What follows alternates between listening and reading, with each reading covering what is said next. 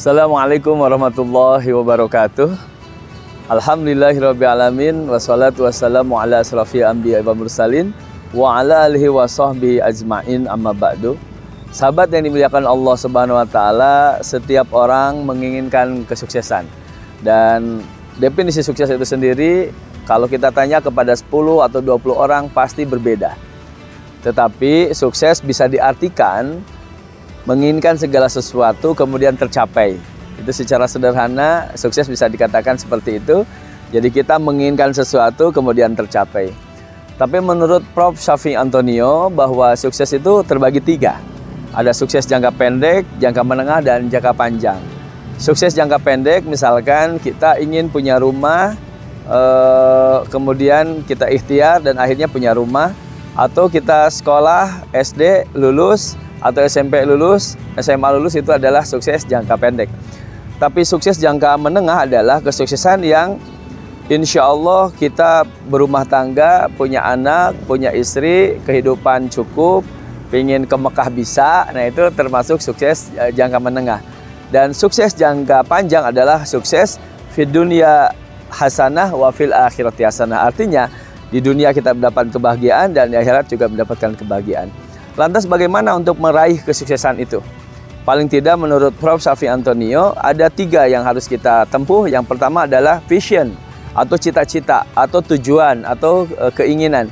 Jadi kita harus punya cita-cita untuk meraih kesuksesan tersebut, dan cita-citanya harus ditulis. Cita-cita Rasulullah SAW adalah menjadi rahmatan bagi seluruh alam. Seperti Allah SWT berfirman, "Wa ma arsalnaka illa rahmatan lil alamin." Tidaklah aku utus engkau Muhammad kecuali menjadi rahmat bagi seluruh alam. Jadi tulis. Shafi'i Antonio, saya teringat banget dulu di Masjid Agung Sukabumi ini, beliau pernah tinggal di seorang imam masjid namanya Kiai Haji Dudung Abdul Rahim, almarhum, Allah maghfir lahu warhamhu wa'fu anhu. Kita doakan beliau insyaallah ahlul jannah insyaallah. Nah, beliau dulu orang sederhana karena dari Konghucu pindah agama Islam sehingga diusir sama orang tuanya. Dan saya sebagai saksi hidup, beliau menuliskan tuh, saya ingin punya pesantren yang santrinya ribuan. Ternyata sekarang jadi kenyataan. Silahkan bisa berkunjung ke Sentul City. Di sana ada Institut Tazkiyah. Itu salah satu yang beliau tulis. Yang kedua adalah ikhtiar atau action. Tanpa ikhtiar tidak mungkin, ya. Kalau kita pingin pintar harus belajar. Kalau kita pingin kaya harus bekerja. Kalau kita pingin umroh haji dan harus nabung gitu. Allah SWT berfirman, "Innallaha la yughayyiru ma biqaumin hatta yughayyiru ma bi anfusihim." Sesungguhnya Allah tidak akan merubah nasib satu kaum kecuali dirinya sendiri yang merubahnya. Jadi ada ikhtiar yang maksimal. Dan yang ketiga, sahabat yang dimuliakan Allah, untuk meraih kesuksesan itu adalah pray atau doa. Ini doa yang lebih penting, apalagi momen Ramadan seperti ini. Kita mohon kepada Allah Subhanahu wa taala apa yang kita inginkan, apa yang sudah kita tulis. Insya Allah kalau kita meminta kepada Allah Subhanahu wa taala di waktu malam, di waktu siang, kita manfaatkan waktu ini dengan sebaik-baiknya, maka insya Allah cita-cita kita akan tercapai.